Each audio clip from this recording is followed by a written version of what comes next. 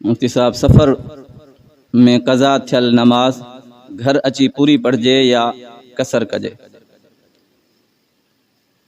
इन जे लाइ हिकिड़ो उसूल ज़हन में रखो त जेकी नमाज जंहिं कैफ़ियत में कज़ा थी आहे उहा नमाज बाद में भी उन्ही कैफ़ियत सां अदा कई वेंदी।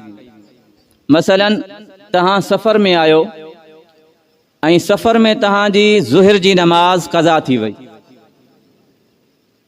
मुकम्मल टाइम गुज़री वियो, सवारी जे करे या कंहिं भी मजबूरी जे करे तहां ज़ुहर जी नमाज न पढ़ी,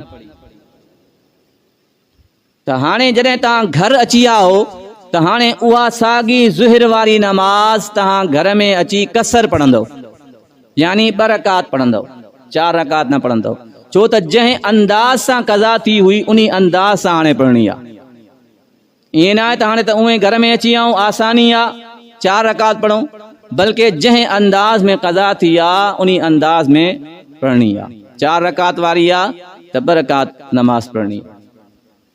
ऐं जेकॾहिं तव्हां घर में मौजूद आहियो, तव्हांजी ज़ुहरिया असरिया इशा नमाज कज़ा थी वई, वरी तव्हां सफ़र में हलिया वियो ऐं तव्हांखे ख़्याल आयो त मुंहिंजी ज़ुहर असर घर में कज़ा थी हुई ऐं उहा तव्हां हाणे सफ़र में पढ़णु चाहियो था त हाणे उहा पूरी पढ़ंदव।